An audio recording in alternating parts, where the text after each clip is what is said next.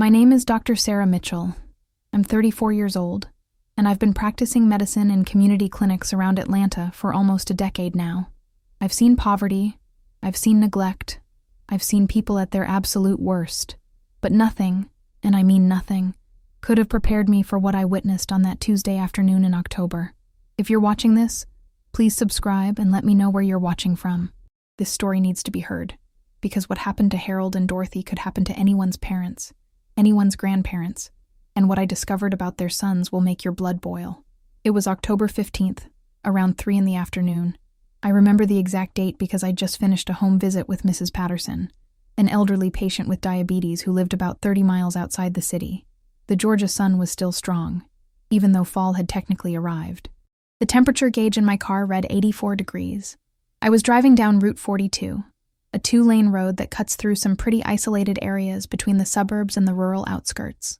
There's nothing out there but fields, the occasional farmhouse, and stretches of road where you might not see another car for 20 minutes. The kind of place where if your car breaks down, you're in real trouble. That's when I saw them. At first, I thought it was a mirage, the heat creating strange shapes on the side of the road. But as I got closer, my heart started pounding. 2 elderly people were sitting in lawn chairs on the shoulder of the highway, surrounded by what looked like their entire lives, packed into old suitcases and cardboard boxes. I slowed down, my medical training kicking in immediately. This wasn't normal. This wasn't safe. The afternoon sun was brutal, and these people looked like they'd been there for a while. I pulled over about 50 feet ahead of them and put on my hazard lights. As I walked back toward them, I could see more details that made my stomach turn. The woman was crying, her face red and swollen from tears and heat. The man sat perfectly still, staring straight ahead with an expression I'd seen before in my ER rotations during medical school. It was the look of someone who'd given up. "Excuse me," I called out as I approached, trying to keep my voice calm and professional. "Are you folks all right? Do you need help?" The woman looked up at me, and I'll never forget her eyes. They were pale blue, clouded with age, and filled with such profound sadness that I actually felt it like a physical weight in my chest. "Our children left us here, doctor," she said, her voice barely above a whisper. Her southern accent was thick, the kind you only hear from people who've lived their entire lives in Georgia. "They said they'd be back in just a few minutes, but..." She looked at a small watch on her wrist. "It's been almost 2.5 hours now." I crouched down in front of them, my medical bag still in my hand. "I'm Dr. Mitchell. Can you tell me your names?" "I'm Dorothy," the woman said. "Dorothy Henderson. This is my husband, Harold." She reached over and squeezed the old man's hand. He didn't move, didn't acknowledge her touch, just kept staring at nothing. "Mr. Henderson?" I said gently, moving to check his pulse. "Harold, can you hear me?" His pulse was there, steady but weak. His skin was dry, hot to the touch. Classic signs of dehydration. Dorothy wasn't much better. I could see the beginning stages of heat exhaustion in both of them. "How long have you been sitting out here in the sun?" I asked, already pulling out my water bottle from my bag. "Since about 12:30, Dorothy said, accepting the water with shaking hands. "Maybe 1 o'clock. I'm not sure anymore. 2.5 hours in 84-degree heat with no shade. At their age, that could be fatal." "Who brought you here?" I asked, helping Dorothy take small sips of water. "You said your children." That's when Harold finally spoke. His voice was rough, like sandpaper on wood, but there was something else in it too. Not surprise, not confusion, resignation. "Our sons," he said simply. "Marcus and James. They said they were taking us somewhere nice, said they'd found a good facility for us." He laughed, but it was the saddest sound I'd ever heard. "Guess they found it all right." I looked around at the empty road, the fields stretching out in every direction, the complete absence of anything resembling civilization. "A facility? Out here?"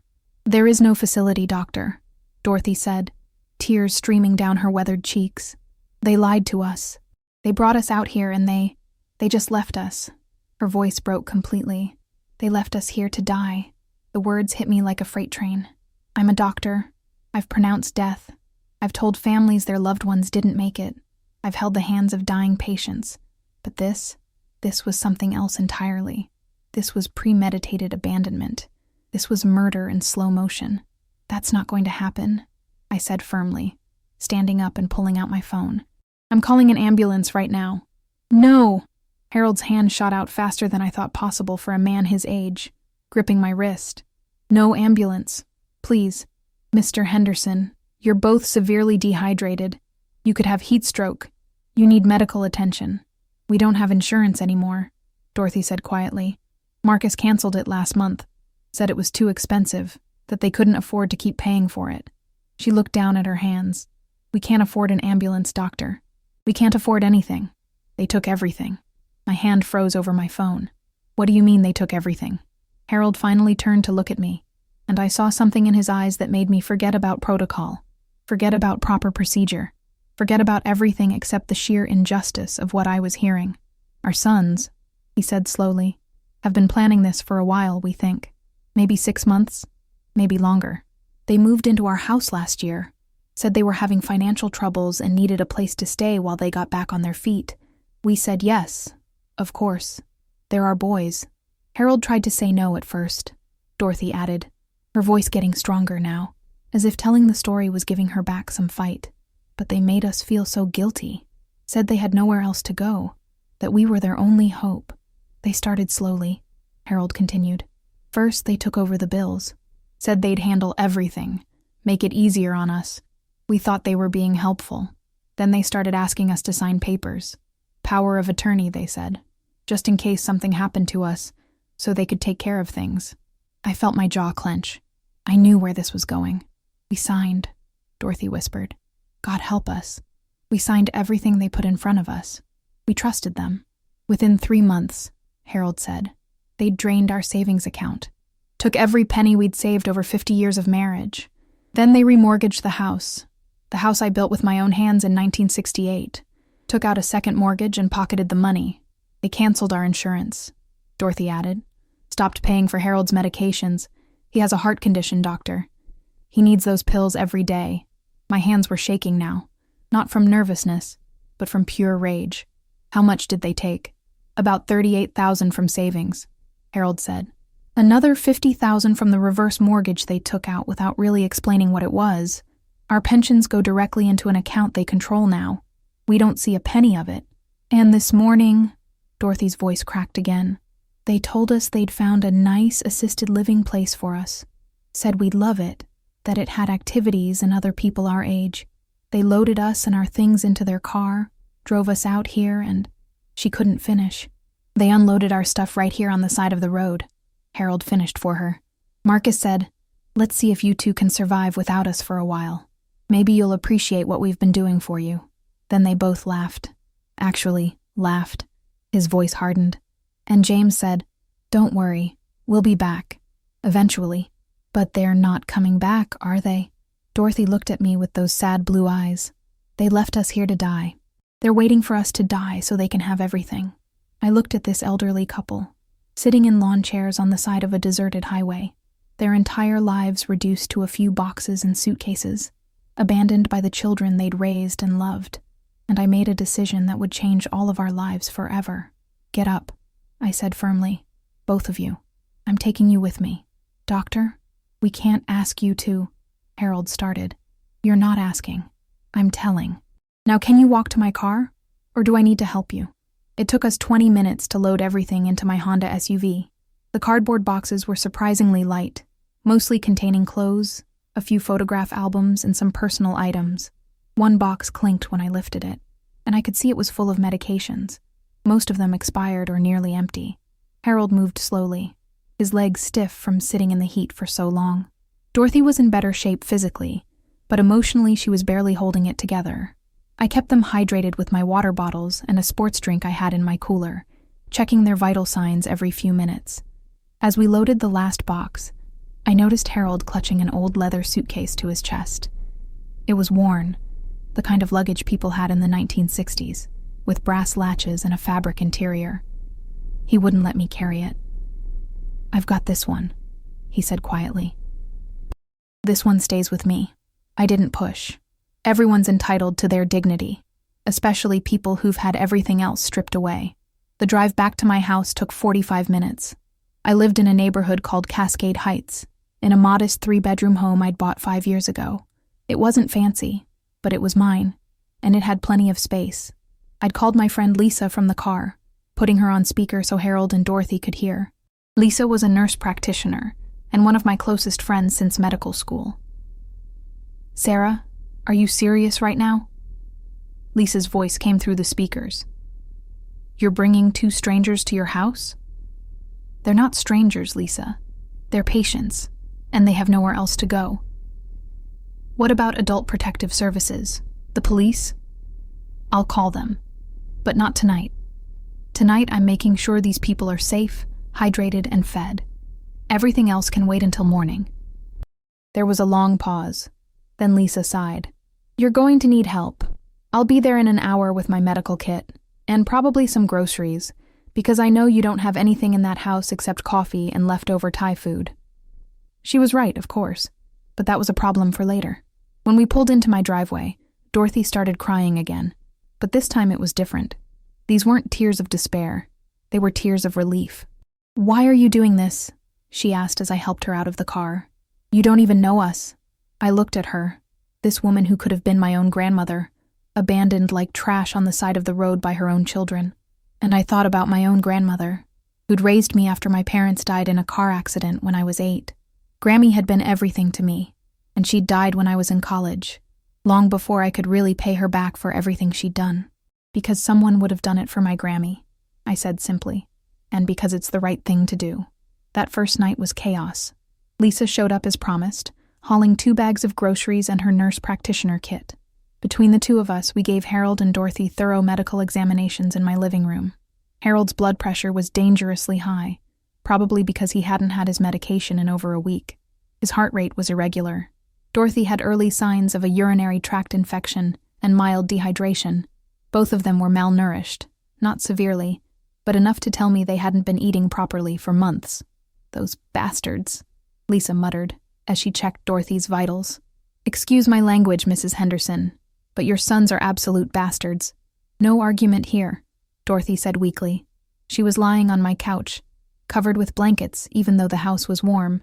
Shock and trauma can make people cold in ways that have nothing to do with temperature. While Lisa got them settled, I called my lawyer friend, Marcus Green. Yes, also named Marcus, which was going to be confusing going forward. Marcus Green was a family law attorney I'd met through a community outreach program 3 years ago. If anyone could help navigate this nightmare, it was him. "Sarah, it's 9:30 at night," Marcus answered, his voice groggy. "This better be good." "It's not good. It's horrible. I need your help." I explained everything while pacing in my kitchen, my voice getting louder with each detail. By the time I finished, Marcus was wide awake. "That's elder abuse," he said flatly. "Financial exploitation, physical abandonment, medical neglect. Sarah, this is serious criminal behavior." "I know. What do I do?" "First, you did the right thing bringing them to your house. Tomorrow morning, first thing, we file a report with Adult Protective Services. Then we contact the police. We'll need to document everything, get their medical conditions on record, photograph any evidence of neglect. What about their sons? What's going to happen to them? If we can prove what you've told me, and it sounds like we can, they're looking at multiple felony charges. Georgia takes elder abuse very seriously, especially financial exploitation. We're talking potential prison time." I felt a grim satisfaction at that. "Good. But Sarah," Marcus's voice turned serious, "you need to be prepared. Cases like this can get ugly. The sons will lawyer up. They'll claim the parents are confused or senile, that they were acting in their best interests. It's going to be a fight." Then we fight. After I hung up with Marcus, I went back to the living room. Harold was sitting in my recliner, the old leather suitcase on his lap. Dorothy was asleep on the couch, snoring softly. Lisa was cleaning up the medical supplies. "Is she going to be okay?" I asked quietly. "Physically, yes. With proper care, medication, and food, they'll both recover. Emotionally?" Lisa shook her head. "That's going to take a lot longer. Maybe forever." Harold looked up at me, and for the first time since I'd found them, I saw something other than resignation in his eyes. It was gratitude, mixed with something else I couldn't quite identify. "Dr. Mitchell," he said quietly, "you saved our lives today. Call me Sarah. And you don't need to thank me." "Yes, I do." He patted the suitcase on his lap. "And I need to tell you something. Something important. Something my sons don't know about. I sat down on the ottoman across from him, suddenly very interested. Lisa paused in her cleaning, sensing the shift in the room. When my father died in 1965, Harold began, he left me a piece of property, 40 acres of land out near what's now the suburb of Dunwoody. Back then, it was nothing, just empty fields and pine trees, not worth much of anything. But Dunwoody's one of the most expensive areas in Atlanta now, Lisa said, catching on quickly. Harold nodded slowly. That land my father left me? I never developed it, never built on it. Just paid the property taxes every year and let it sit. Dorothy and I talked about selling it a few times over the years, but we never did. It felt like betraying my father's memory, you know? How much is it worth now? I asked, though I was almost afraid to hear the answer. Harold's weathered hand moved to the old suitcase, unlatching it with a soft click. Inside, wrapped in a faded cloth, were documents. Lots of them. Property deeds, tax records, and what looked like recent appraisals. According to the assessment I got 6 months ago, Harold said, pulling out a formal-looking document, the land is worth approximately $1.2 million. The room went completely silent. Even the sound of Lisa's breathing seemed to stop. 1.2 million, I repeated, making sure I'd heard correctly. The developer who did the assessment said he'd pay that much cash today if I wanted to sell. He wants to build luxury condos. Harold's smile was sad. I never told Marcus or James about this. I wanted to see if they'd love me for who I was, not what I had. I kept thinking, hoping, that they'd turn out to be good sons, that they'd take care of us out of love, not obligation. And instead, they abandoned you on the side of the road, Lisa said, her voice hard. Instead, they showed me exactly who they really are. Harold carefully rewrapped the documents and closed the suitcase. They're sitting at home right now, probably celebrating, thinking they're going to inherit our house, whatever's left after they've bled us dry. They have no idea about this property. I never put it in my will. It's just sitting there, in my name, waiting.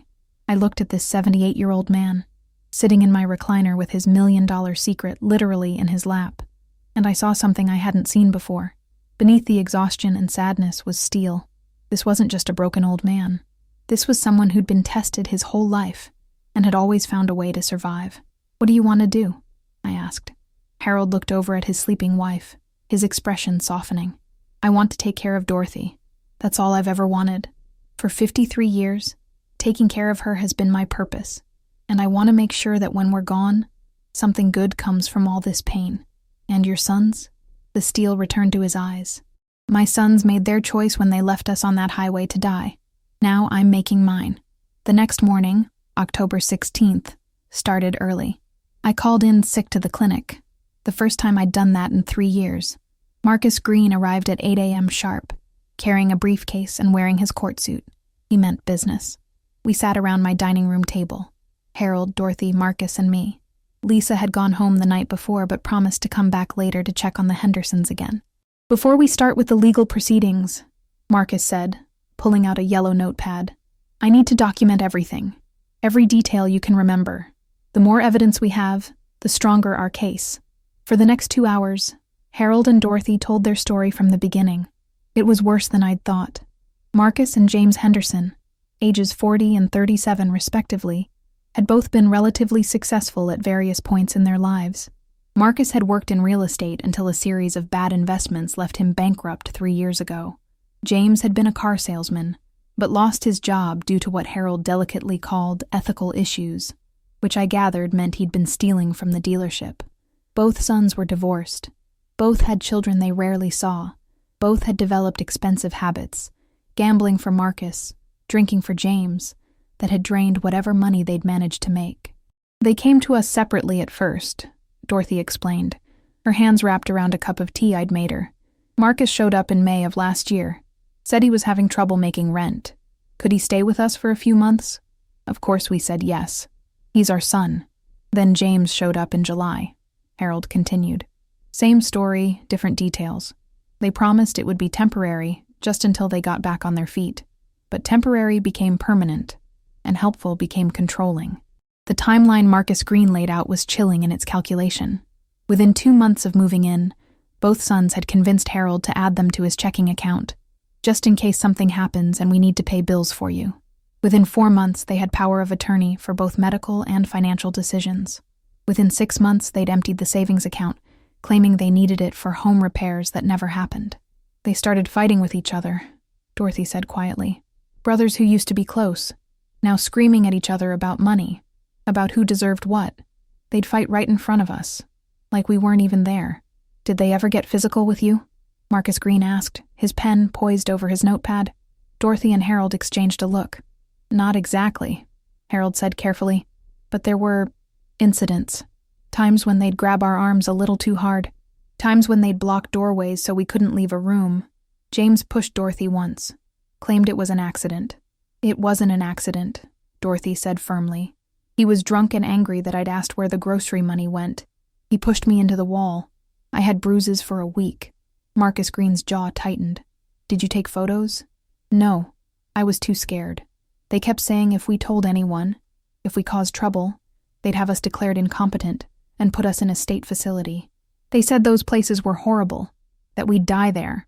That's another crime, Marcus muttered, writing furiously. Intimidation and threats against elderly persons. The story got darker. 3 weeks ago, Harold had his first small heart episode, a warning sign that his blood pressure was dangerously high. He'd asked James to take him to the doctor, but James had refused, saying it was too expensive and that Harold was probably just having anxiety. I thought I was dying, Harold said quietly, laying in my bed, chest hurting, and my own son wouldn't take me to the hospital. That's when we started planning, Dorothy said, her voice stronger now. We talked about it late at night, whispered so they wouldn't hear. We thought maybe we could walk to a neighbor's house, ask for help. But Marcus and James were always there, always watching. It was like being prisoners in our own home. Then, yesterday morning, Harold continued, Marcus came into our room and said they'd found a place for us. Said it was a nice assisted living facility, that we'd be happy there. We didn't believe them, but what choice did we have? We couldn't physically fight them. We couldn't escape. So we went along with it, hoping maybe they were telling the truth. Instead, they drove us to the middle of nowhere and dumped us like garbage, Dorothy finished, her eyes wet with tears that didn't fall. She was cried out. Marcus Green closed his notepad and looked at them with an expression that mixed professional concern with personal fury. Mr. and Mrs. Henderson, I'm going to help you get justice, but I need you to understand. This is going to get ugly. Your sons are going to claim you're confused, that you wanted to go to that location, that they were planning to come back. They'll lie, and they'll get lawyers who will help them lie convincingly. Let them try, Harold said. We've got something they don't. What's that? Harold looked at me. We've got Dr. Mitchell. She found us. She documented everything from the moment she picked us up. She's our witness. And we've got that, Dorothy added, pointing to the old leather suitcase that Harold kept close to him at all times. Marcus Green's eyebrows rose. What's in the suitcase? Harold opened it again, showing Marcus the property documents. As the lawyer examined them, his eyes grew wider and wider. Holy hell, Marcus breathed. Do your sons know about this? Not a clue, Harold said with grim satisfaction. I never told them, never even hinted at it. I wanted them to love me, not my money. Now I'm glad I kept it secret. Marcus looked up from the documents, a slow smile spreading across his face. Mr. Henderson, with your permission, I'd like to make sure this property is protected. We should update your will, create a trust, make absolutely certain that your sons can't touch this land no matter what happens. Already thought of that, Harold said. What I want is to make sure Dorothy is taken care of, first and foremost. After that, he looked at me. Dr. Mitchell saved our lives. She deserves something for that, and I'd like the rest to go to charity. Organizations that help elderly people. Make sure what happened to us doesn't happen to someone else. I opened my mouth to protest, but Harold raised his hand. Don't argue with me, Sarah. I'm a stubborn old man, and I've made up my mind. Marcus Green spent the next hour on his phone and laptop, making arrangements. First, he called Adult Protective Services and filed a formal complaint. Then he called the police department and reported the abandonment. Within 2 hours, we had appointments with both agencies. But the most important call he made was to his office, instructing his paralegal to draw up emergency documents. A new will, a trust, power of attorney documents that revoked the previous ones signed under duress, Everything needed to protect Harold and Dorothy legally. These will be ready by this afternoon, Marcus said, hanging up his phone. We'll need to get them notarized, but I know a notary who makes house calls. How much is all this going to cost? Dorothy asked nervously. Marcus Green smiled. For you? Nothing. Consider it my contribution to making sure justice is served. That afternoon, we had visitors. 2 officers from the Atlanta Police Department arrived at my house to take statements. Detective Angela Morrison and her partner, Detective John Wu, were from the Elder Abuse Unit, a specialized division I didn't even know existed. Detective Morrison was a black woman in her early 40s with kind eyes and a no-nonsense demeanor. She sat across from Harold and Dorothy in my living room, recording their statement on her phone while taking detailed notes. Mr. Henderson, I need you to walk me through yesterday one more time, she said gently. Start from when your sons woke you up. Harold took a deep breath and told the story again. This time, he included more details. How Marcus had been almost cheerful at breakfast, making jokes about the new adventure they were going to have. How James had carefully packed their medications. But Harold noticed later that he'd only included the expired ones, leaving the current prescriptions behind. They planned this, Detective Morrison said. Not a question, but a statement. This wasn't a spur-of-the-moment decision. They thought about it, prepared for it, executed it. That's premeditated, Detective Wu added. That's not just abandonment. That's attempted murder by neglect. Dorothy gasped. Murder? Mrs. Henderson? Detective Morrison said carefully. You're both elderly, you both have medical conditions, and you were left in an isolated location without food, water, or medication during warm weather. If Dr. Mitchell hadn't found you, the outcome would likely have been fatal within 24 to 48 hours. Your sons knew that. They were counting on it. The room fell silent as that reality sank in. These weren't just bad sons who'd abandoned their parents. These were men who'd tried to kill them slowly, make it look like an accident or natural causes. What happens now? I asked. Now we go pick them up, Detective Wu said, standing up. We have enough for arrest warrants. The DA will want to talk to you folks, probably tomorrow. But tonight, Marcus and James Henderson are going to jail. Can we be there? Harold asked suddenly. When you arrest them? Detective Morrison looked surprised. That's not standard procedure. Usually we'd prefer the victims stay somewhere safe. I want to see their faces, Harold said, his voice harder than I'd heard it. I want to see their faces when they realize they failed, when they realize we survived. The detective exchanged glances with her partner. Detective Wu shrugged. It's unorthodox, but I don't see why not. As long as you stay in the car and don't interfere. I'm coming too, I said immediately. Marcus Green looked like he wanted to object, then thought better of it. I should probably come as well, as their attorney of record now. And that's how, at 6:30 on October 16th, I found myself sitting in the back of an unmarked police car with Harold and Dorothy, watching as Detective Morrison and Detective Wu approached the house Harold and Dorothy had called home for over 50 years. It was a modest ranch-style home in a neighborhood that had seen better days. The lawn was overgrown, the paint peeling. Through the windows, I could see lights on and movement inside. That's my house, Harold said softly, staring at it. I built that house with my own hands in 1968. Took me 2 years, working nights and weekends. Dorothy and I raised our boys there. Every birthday, every Christmas, every moment of their lives happened in that house. And now they've destroyed it, Dorothy added, her voice bitter. Look at it. They couldn't even bother to mow the lawn. We watched as the detectives knocked on the door. There was a long pause, then the door opened. I could see a man, tall and heavy-set, wearing a stained t-shirt and jeans. Marcus Henderson, I presumed. The detectives showed him their badges. Even from the car, I could see the color drain from his face. He turned and yelled something into the house. A moment later, another man appeared, younger, thinner, wearing wrinkled shorts and no shirt. James. Both brothers were handcuffed within minutes. The detectives walked them to separate patrol cars that had pulled up behind us. As they passed our vehicle, Harold rolled down the window slightly. "Boys!" he called out. Marcus Henderson's head snapped around. His eyes widened in shock when he saw his parents sitting in the detective's car. "Dad? What the hell? You're supposed to be dead?" Harold finished for him. "Is that what you were going to say? You're supposed to be dead?" James had gone white as a sheet. "We were coming back for you." We were just teaching you a lesson about being grateful. Save it, Detective Morrison said, pushing him toward the patrol car. You can tell that story to your lawyer. As they were driven away, Harold rolled up the window and let out a long, shaky breath. Dorothy was crying again, but these were different tears. These were angry tears, righteous tears. It's done, she whispered. It's really done. But it wasn't done. Not by a long shot. It was only just beginning. The story hit the news the next day. Local doctor saves elderly couple abandoned by sons. My phone started ringing off the hook. News stations wanted interviews. My clinic director called, concerned but supportive. My mother, who lived in Florida, called in a panic because she'd seen my name on CNN.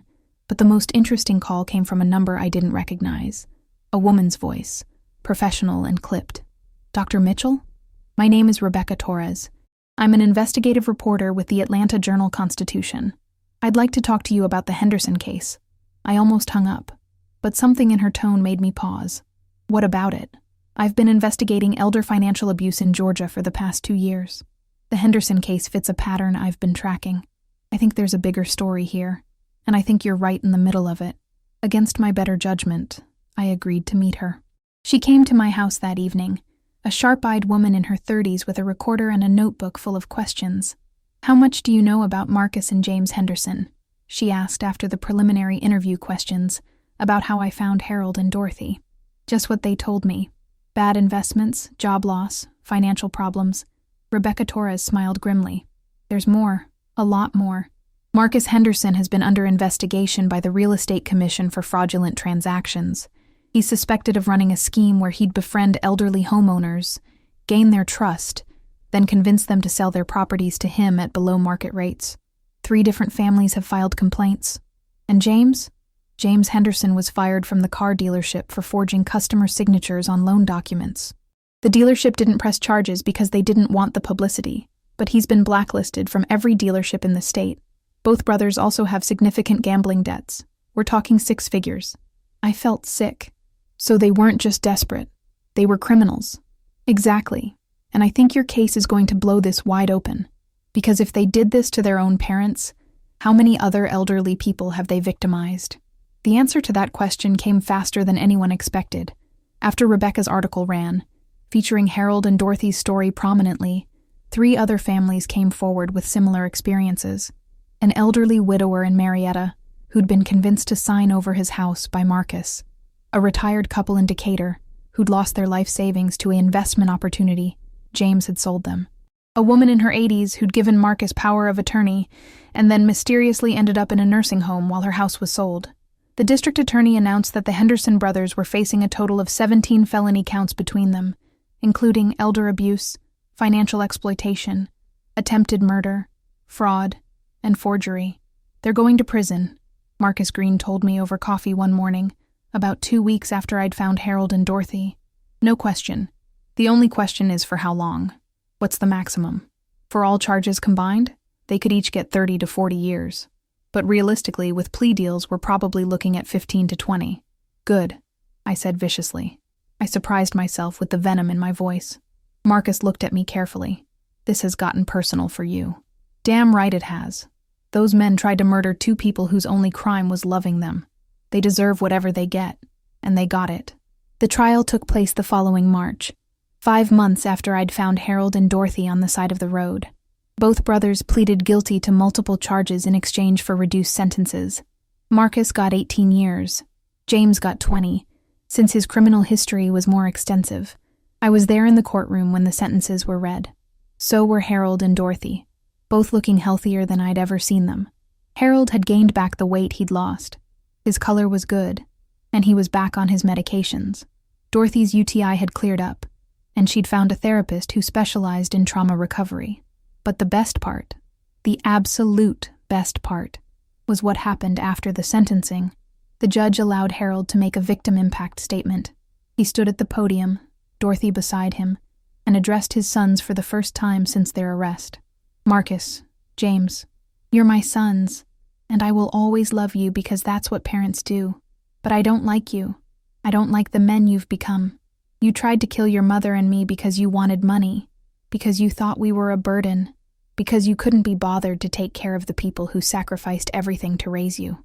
Marcus Henderson stared at the floor. James was crying, but they looked like selfish tears. Self-pitying tears. You thought you were so clever, Harold continued. You thought you'd get rid of us, inherit whatever we had left, and live your lives without the inconvenience of elderly parents. But you forgot something important. You forgot that I've been around a lot longer than you have. I've seen schemers and con artists and people who'd sell out their own mothers for a quick buck, and I prepared for it. He pulled out a folded document from his pocket. This is a deed to 40 acres of property in Dunwoody. Property worth approximately $1.2 million.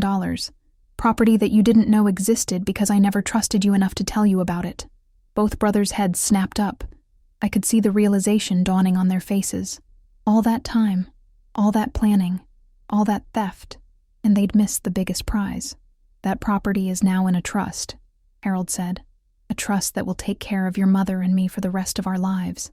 And when we're gone, the proceeds will go to the Atlanta Elder Abuse Prevention Foundation, a charity established specifically to help other families avoid what you tried to do to us.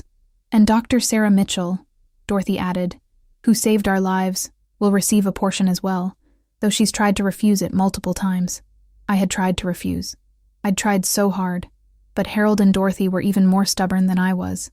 You will get nothing, Harold said, his voice ringing through the courtroom. Not one penny, not one possession, nothing. You made your choice. Now live with it. The judge banged her gavel before either brother could respond. The defendants will be remanded to custody immediately to begin serving their sentences. This court is adjourned. As the bailiffs led Marcus and James away in chains, I saw James look back at his parents one last time. His face was filled with regret, but it was too late for regret. It was too late for anything except consequences. Outside the courthouse, news cameras were waiting. Harold and Dorothy gave a brief statement, thanking the police, the district attorney, and specifically calling me out. Dr. Mitchell is the reason we're alive, Dorothy said to the cameras. She didn't have to stop, she didn't have to help, but she did, and we'll be grateful for the rest of our lives. The reporter turned to me. Dr. Mitchell, how does it feel to have saved 2 lives? I thought about that question for a moment. How did it feel? It felt like justice. It felt like redemption. It felt like maybe, just maybe, there was still good in the world. It feels right, I said simply. It feels like what anyone should have done. But I knew that wasn't true. Not everyone would have stopped. Not everyone would have gotten involved. Not everyone would have opened their home to strangers and fought for their justice. But I had, and it had changed all of our lives. That was almost a year ago now. Harold and Dorothy are doing well. They moved into a nice assisted living community, one they chose, one that treats them with respect and dignity. I visit them twice a month, and we've become close. They call me their adopted daughter, which makes me cry every single time. The property in Dunwoody sold 6 months ago for $1.3 million, even more than the original appraisal. The trust has been established, managed by Marcus Green, and it's already helping 3 other families fight similar cases of elder abuse. And me? I received a check for $200,000 from the trust. I tried to refuse it one last time, but Harold just laughed and told me to shut up and take it. I used some of it to pay off my medical school loans. The rest I invested, on the advice of a financial planner who specializes in ethical investing. But more importantly, I started a program at my clinic. We now screen every elderly patient for signs of financial abuse or exploitation. We have social workers on staff who specialize in elder care. We partner with legal aid societies to provide free representation for seniors who can't afford it.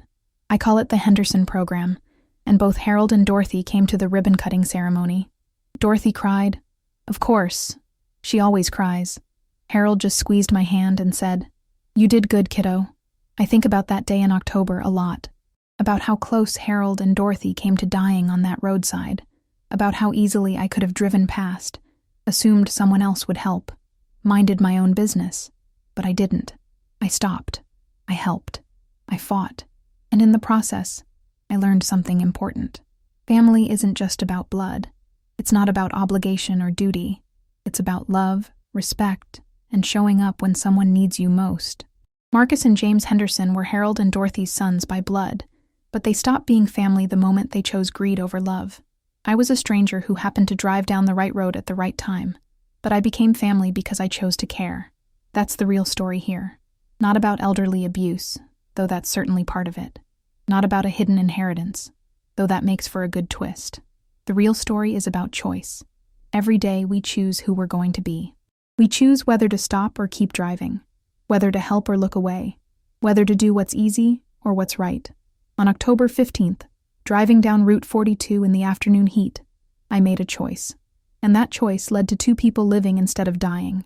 It led to 2 criminals going to prison instead of getting away with attempted murder. It led to a foundation that's now helping dozens of families across Georgia. One choice, one moment. Everything changed. I still have the old leather suitcase. Harold gave it to me last month, said he didn't need it anymore, that all the important documents were safe with Marcus Green.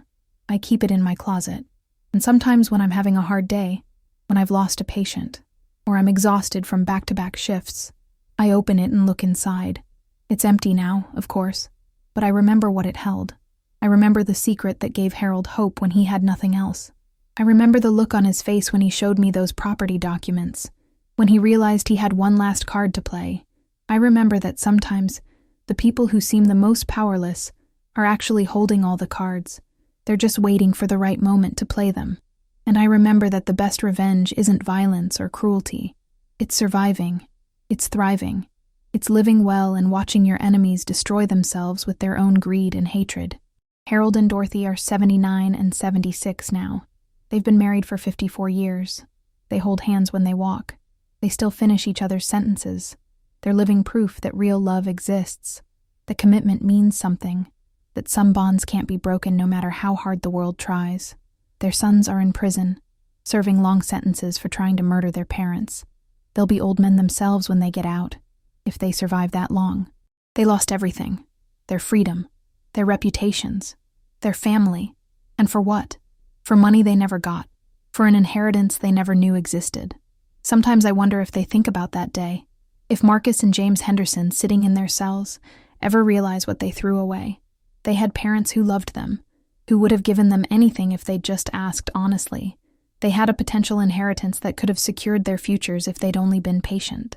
Instead, they chose cruelty. They chose greed. They chose to treat human beings, their own parents, as disposable obstacles. And in doing so, they lost everything. I don't know if that's justice or karma, or just the natural consequence of terrible decisions. But I know it's fitting. I know it's right. Oh. And I know that every time I visit Harold and Dorothy, every time I see them laughing together in the community center or working in the garden they've planted or playing cards with their new friends, I'm seeing what victory looks like. Not victory through violence or revenge, victory through survival, victory through living well, victory through love. If you're watching this video, I want you to remember something. Check on your elderly neighbors. Call your grandparents. Pay attention to the seniors in your life. Because elder abuse is real, it's common, and it often happens in plain sight, while everyone looks away. And if you see something wrong, if you see someone who needs help, please stop. Please care. Please get involved. Because that one choice, that one moment of compassion, might save a life. It might change everything. It did for me. My name is Dr. Sarah Mitchell. I'm 35 years old now, and I'm proud to say that Harold and Dorothy Henderson are my family. Not by blood, but by choice, by love, by the bond that forms when people show up for each other when it matters most. And that's the most valuable inheritance anyone can leave, the knowledge that they mattered, that they were loved, that their life made a difference. Harold and Dorothy know that now, and I know it too. Thanks for listening to my story. Please subscribe to this channel, leave a comment telling me where you're watching from, and share this video with anyone who needs to hear it. Because these stories matter. These people matter. And sometimes, the most powerful thing we can do is simply stop on a roadside and ask if someone needs help. It changed my life. It might change yours too.